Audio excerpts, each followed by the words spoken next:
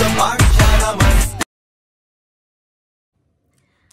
everyone, welcome to our channel Nursing Navigator. আমি nursing officer Romana Firdausi. Already আমি একটা digestive সিস্টেমের উপর একটা ক্লাস নিয়েছি, ডাইজেস্টিভ সিস্টেমের ইনভেস্টিগেশন আর ডায়াগনস্টিক প্রসিডিওরের উপর। আমার লাইফের ফার্স্ট ভিডিও আমি ইউটিউব চ্যানেলে আপলোড করেছিলাম। সেটা যদি কিছু ভুল হয়ে থাকে বা যদি কিছু ইন্টারাপশন হয়ে থাকে তাহলে তার জন্য সরি। ঠিক আছে, তো আজকে আমরা ডাইজেস্টিভ সিস্টেমের পার্ট 2 পড়ব। ঠিক আছে, তো চলো স্টার্ট করা যাক। সিটি স্ক্যানে আমরা মেনলি টিস্যু ডেনসিটিটা আমরা দেখতে পারি। টিস্যু ডেনসিটিটা কিসের টিস্যু ডেনসিটি দেখব? আমরা জিআই সিস্টেমে যে যে অর্গানগুলো আছে, যেমন স্প্লিন, liver, small intestine, large intestine, তার টিস্যু ডেনসিটি, কোলন, তারপর হচ্ছে প্যানক্রিয়াস, যেগুলো আছে আমরা সেটা সিটি স্ক্যান করতে পারি। ঠিক আছে, আচ্ছা, এটা যে সিটি স্ক্যানটা যে শুধু জিআই সিস্টেমেরই হবে এমন কোনো ব্যাপার না। আমরা এনসিসিটিও করতে পারি, এনসিসিটি ব্রেন করতে পারি বা সিইসিটি ব্রেন করতে পারি। আমরা যে পোর্শনে ডক্টর বুঝবে যে সিটি স্ক্যান করা দরকার সেই পোর্শনে সিটি স্ক্যান করা যাবে। ঠিক আছে, ঠিক আছে, তাহলে দেখি। আচ্ছা, সিটি স্ক্যান মেনলি দু রকমের হচ্ছে, একটা হচ্ছে এনসিসিটি আর একটা হচ্ছে সিইসিটি। ঠিক আছে, আচ্ছা, এনসিসিটির মধ্যে কি করতে হবে? Just minimum npm for 4 hours. ঠিক আছে, এনসিসিটির ফুল ফর্ম কি? নন কন্ট্রাস্ট কম্পিউটার টোমোগ্রাফি, তার মানে কন্ট্রাস্ট এখানে লাগবে না। আর সিইসিটিটা কি? Contrast enhanced computer tomography. আচ্ছা, সিইসিটির মধ্যে কি কি লাগবে? এখানে আমরা আরএফটি লাগবে। কেন লাগবে?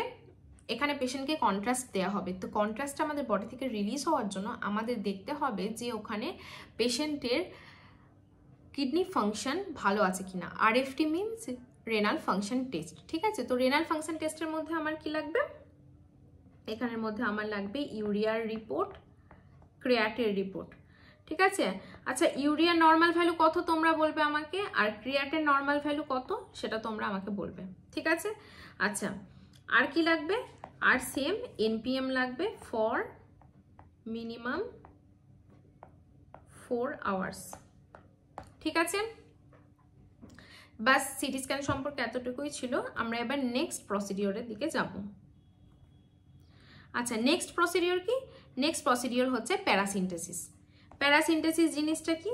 দেখো, ছবিতে খুব ভালো করে পরিষ্কার করে দেখা যাবে। আমাদের বিভিন্ন কারণে যখন আমাদের অ্যাবডোমিনাল ক্যাভিটিতে ফ্লুইড অ্যাকুমুলেশন হয় তাকে আমরা বলি অ্যাসাইটিস। ঠিক আছে, তো সে ফ্লুইডটা তার জন্য অ্যাবডোমিনাল ক্যাভিটিতে যেহেতু প্রেশার পড়ছে, তো ফ্লুইডটা রিলিজ খুব দরকার। ঠিক আছে, তো ফ্লুইডটাকে রিলিজ করার জন্য আমরা যে প্রসিডিওরটা করি সেটার নাম হচ্ছে প্যারাসিনথেসিস। ঠিক আছে, তো প্যারাসিনথেসিসের জন্য কিছু আমাদের প্রি প্রসিডিওর, ডিউরিং প্রসিডিওর আর পোস্ট প্রসিডিওর আমাদের কিছু রেসপন্সিবিলিটি আছে, তো সেটা আমরা এখন সেটা নিয়ে আলোচনা করব। আচ্ছা, প্রি প্রসিডিওরের মধ্যে সবার ফার্স্টে কি পড়ছে? এখানে explain the total procedure to the client. ঠিক আছে, আগে আমাদের ক্লায়েন্টটা যেন খুব ভালো করে গোটা প্রসিডিওরটা বুঝতে পারে। ঠিক আছে, তো এক্সপ্লেন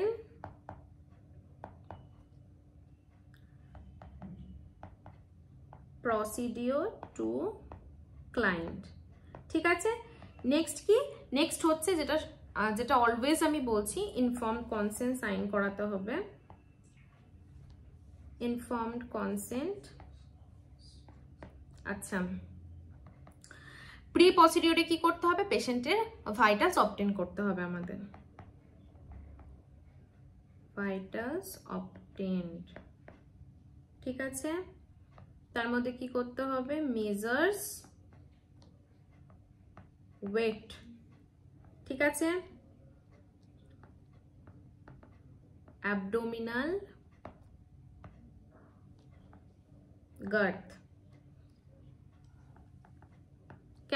কেন না আগে কতটা ছিল, কতটা রিলিজ হয়েছে, রিলিজ হওয়ার পর কতটা, তার জন্য ওয়েট আর অ্যাবডোমিনাল গার্ড প্রি আর পোস্ট দুটোতেই লাগবে। ঠিক আছে, নেক্সট কি?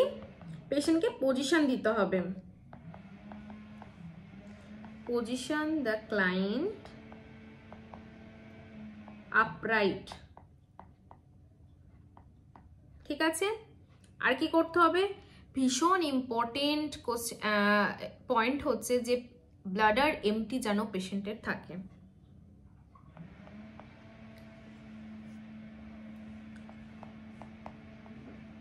to void an empty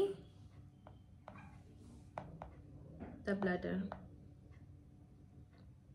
ঠিক আছে, আচ্ছা নেক্সট হচ্ছে ডিউরিং প্রসিডিওর। ডিউরিং প্রসিডিওরে কি কি আমার দরকার? ডিউরিং প্রসিডিওরের সময় অবশ্যই আমাকে ভাইটালস চেক করতে হবে। তখন ভাইটালস চেক, যে পেশেন্টের ডিউরিং প্রসিডিওরের সময় যাতে পেশেন্টের র্যাপিড রিমুভাল না হয় সেটুকু আমাদের দেখতে হবে। আর ভাইটালসের মধ্যে কি কি পড়ছে? BP, temperature, pulse rate, heart rate, SpO2, এগুলো চেক করতে হবে। ঠিক আছে, তো আমরা ভাইটালসটা দেখলাম। এবার নেক্সট যেটা হচ্ছে সেটা হচ্ছে যে পোস্ট প্রসিডিওরের মধ্যে কি কি করব। সবচেয়ে যেটা ইম্পর্টেন্ট সেটা হচ্ছে যে জায়গাটা আমরা পাংচার করেছিলাম, পাংচার করে যে জায়গা থেকে প্যারাসিন্থেসিস করা হচ্ছে সেই জায়গাটাতে একটা ওটা রিমুভ হয়ে যাওয়ার পর, আমাদের ডিজায়ার্ড অ্যামাউন্ট রিমুভ হয়ে যাওয়ার পর সে জায়গাটাতে গজ দিয়ে ভালো করে ড্রেসিং করে দিতে হবে। ঠিক আছে, আর প্রেসার দিয়ে ড্রেসিং করে দিতে হবে যাতে সেখান থেকে কোনো রকমের কিছু লিকেজ না হয়। ঠিক আছে, বা কোনো কিছু সেখানে ব্লিডিং এর চান্স আছে কিনা আমাদের সেটাও দেখে নিতে হবে। ঠিক আছে, সেটাই লিখছি আমি। Apply dressing to the puncture site. তারপরে কি আমরা দেখব যে ওই জায়গা থেকে কোনো কিছু ব্লিডিং হচ্ছে কিনা। ঠিক আছে, চেক ফর ব্লিডিং। আর কি দেখবো? পেশেন্টের কোনো হেমাচুরিয়া হচ্ছে কিনা। তারপরে হেমাচুরিয়া হচ্ছে কিনা দেখতে হবে। ঠিক আছে, কেন? আর যদি হেমাচুরিয়া হয় আমরা কিসের মানে কি সাসপেক্ট করব? আমরা সাসপেক্ট করব ব্লাডার ইনজুরি হয়েছে নিশ্চয়ই কোনো পেশেন্টের।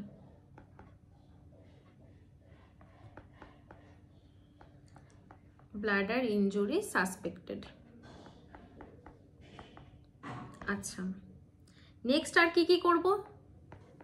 সেম ভাইটাস চেক করব, অ্যাবডোমিনাল গার্ড চেক করব, ওয়েট চেক করব। ঠিক আছে, আর দেখব কোনো কিছু হাইপোভলিমিয়া সাইন আছে কিনা। ঠিক আছে,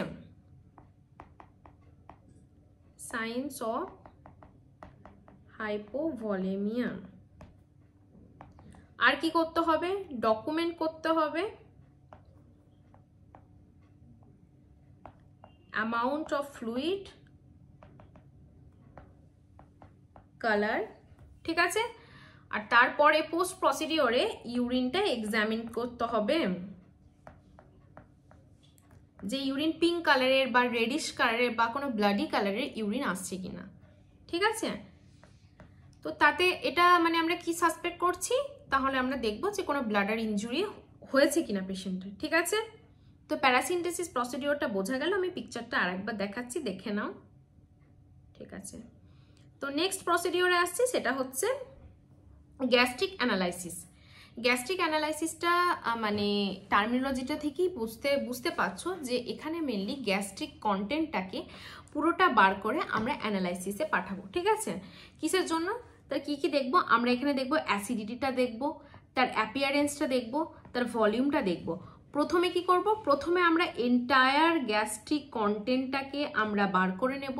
ঠিক আছে, তারপরে 15 মিনিট অন্তর অন্তর আমরা গ্যাস্ট্রিক কন্টেন্টটাকে বার করতে থাকবো 1 ঘন্টার জন্য। ঠিক আছে, আমি এই জিনিসটাই লিখেছি, দেখে নিও।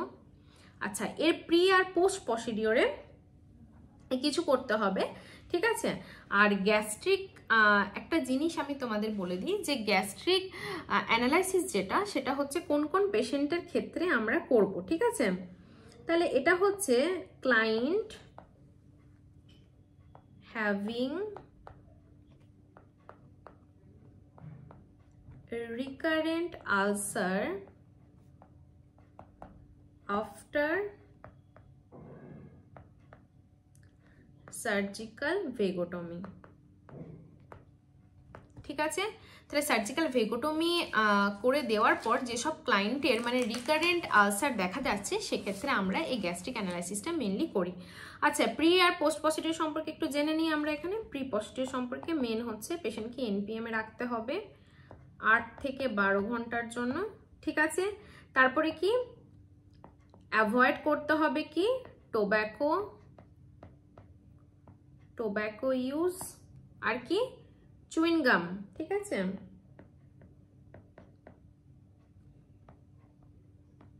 chewing gum for 24 hours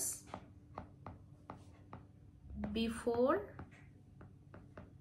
procedure। ঠিক আছে, আবার বললাম বারবার, inform consent must.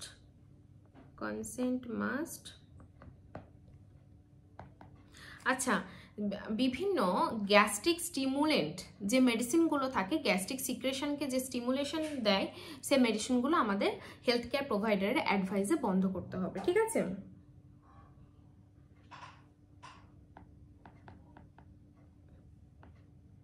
withheld medication that stimulates gastric secretion.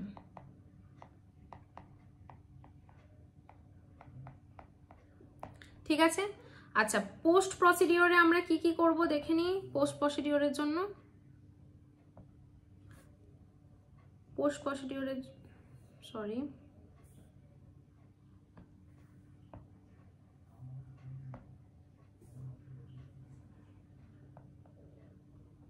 এখানে কি, এটাতে কিছু নেই। Client can do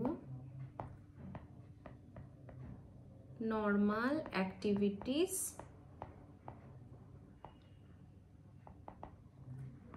like before. ঠিক আছে, আচ্ছা তো গ্যাস্ট্রিক অ্যানালাইসিসটা তাহলে বোঝা গেল। নেক্সট আমরা যেটাতে আসছি সেটাতে হচ্ছে যে urea breath test. Urea breath টেস্টে মেনলি এটা কার মানে কোন অর্গানিজমের প্রেজেন্সটাকে ডিটেক্ট করার জন্য করা হয়, সেটা হচ্ছে হেলিকোব্যাক্টার পাইলোরি।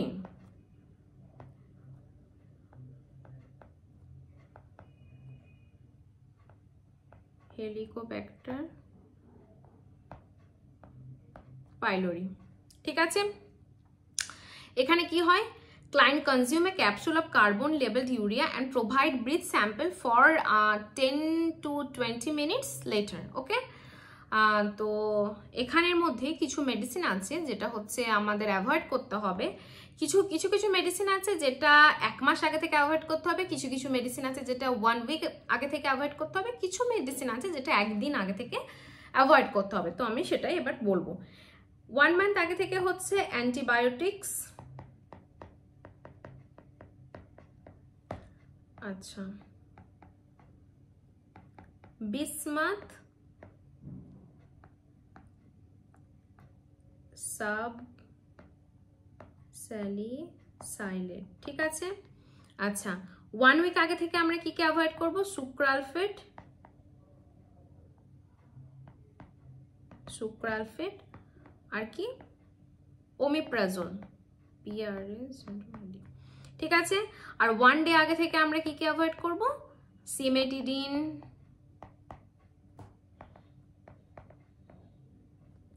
Famotidine etcetera. ঠিক আছে, আচ্ছা তো নেক্সট আমরা যেটা পড়বো সেটা হচ্ছে স্টুল এক্সামিনেশন। ঠিক আছে, তো স্টুল এক্সামিনেশনে আমরা কি কি করব মানে কি কি দেখব এখানে আমরা সেটা লিখি। Inspecting the specimen for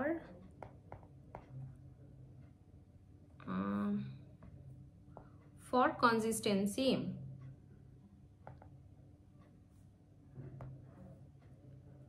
specimen for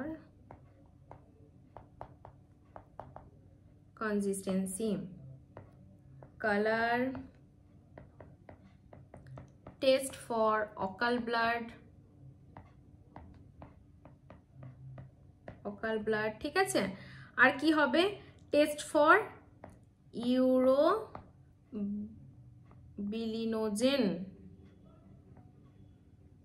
ঠিক আছে।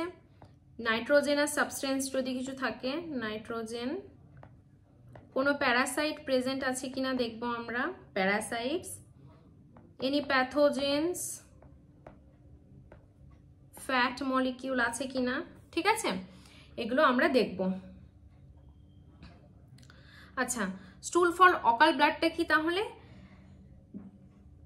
কিছু কিছু আমরা যেটা ভাবছি যে ব্লাড মানি আমরা দেখে নিতে পারবো, সেটা কিন্তু না, ঠিক আছে। স্টুল ফর অকাল ব্লাডের ক্ষেত্রে আমরা অনেক সময় যেটা আমরা স্টুলের মধ্যে অনেক ব্লাড থাকে যেটা ভিজিবল না, ঠিক আছে। তো সেক্ষেত্রে আমরা স্টুল ফর অকাল ব্লাড টেস্ট করি, যেখানে আমরা স্টুল স্যাম্পল নিই ফর 3 কনজিকিউটিভ ডেজ, ওকে। আচ্ছা, এখানে কিছু কিছু ক্ষেত্রে এটা জাস্ট তোমাদের জেনারেল নলেজের জন্য আমি বলে রেখেছি, মানে অ্যাড করেছি আমি, চাইলে মনে রাখতে পারো। কিছু কিছু ক্ষেত্রে ফলস পজিটিভ আছে রেজাল্ট, আর কিছু কিছু ক্ষেত্রে ফলস নেগেটিভ আছে। ফলস পজিটিভ বলতে অকাল ব্লাড টেস্ট, মানে এখানে ব্লিডিংটা নেই। অকাল ব্লাড টেস্ট কখন পজিটিভ হবে? তার মানে যখন তোমার ভিতরে কোনো ইন্টারনাল ব্লিডিং হচ্ছে, সেটা অনেক সময় ফলস পজিটিভ আসে। কোন কোন ক্ষেত্রে? যদি পেশেন্ট রেড মিট খায়, ফিশ খায়, oral iron supplement, iodine, boric acid, colchicine আর drug like aspirin, NSAID, corticosteroid, এগুলো যদি পেশেন্ট নিয়ে থাকে তাহলে ফলস পজিটিভ আসার চান্স আছে। আর ফলস নেগেটিভ কি? ভিটামিন সি, টার্নিপস, বিটরুট, মেলনস, ঠিক আছে, এগুলো যদি হয় তো সেক্ষেত্রে ফলস নেগেটিভ আসার চান্স আছে, ঠিক আছে। তো কাইন্ডলি সেই জন্য আমাদের ডায়েটটা খুব মেনটেন করা দরকার যখন অকাল ব্লাড টেস্ট করা হয়, ঠিক আছে।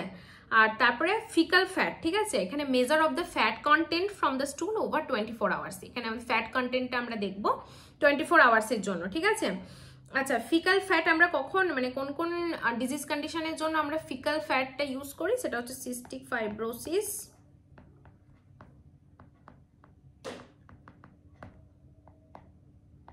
celiac disease, Crohn's disease,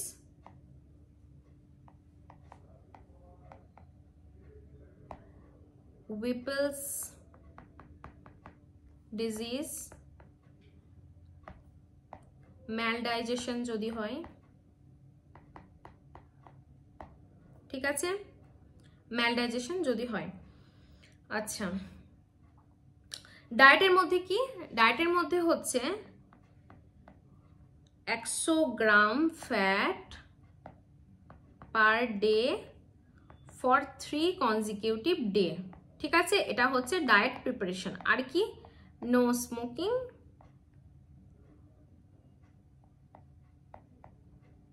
no smoking, no alcohol,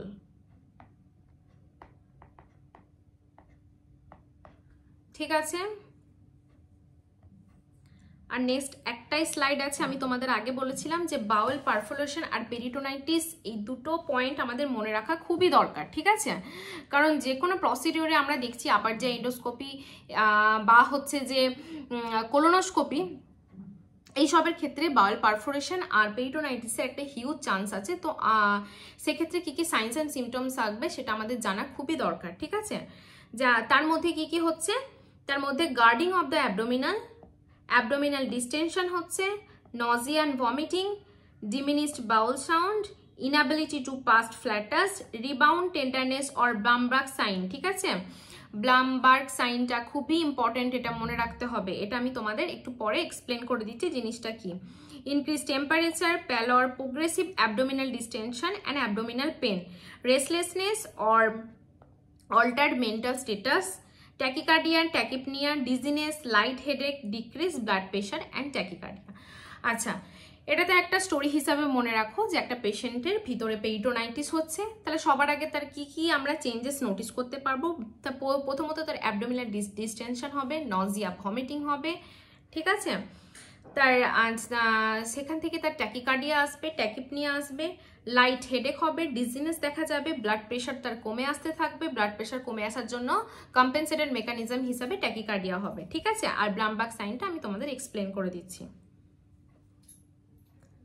আচ্ছা, ব্লামবার্গ সাইনটা হচ্ছে এটা যদি কোনো পেশেন্টের অ্যাবডোমেন হয়, সাপোজ এটা কোনো পেশেন্টের অ্যাবডোমেন, এখানে কোনো একটা রিজিয়নে আমরা যদি প্রেশার ক্রিয়েট করি, ঠিক আছে, প্রেশার,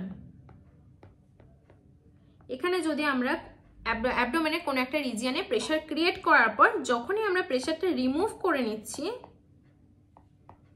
তখনই হচ্ছে পেশেন্টের সিভিয়ার পেন হচ্ছে, ঠিক আছে, পেশেন্টের সিভিয়ার পেন হচ্ছে, এটাকে হচ্ছে ব্লামবার্গ সাইন বা রিবাউন্ড টেন্ডারনেস বলছে, ঠিক আছে। তাহলে কি হলো ব্যাপারটা,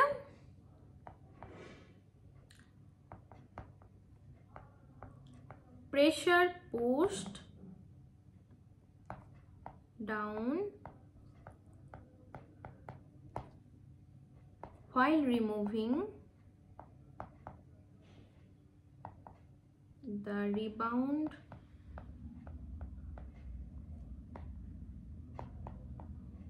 movement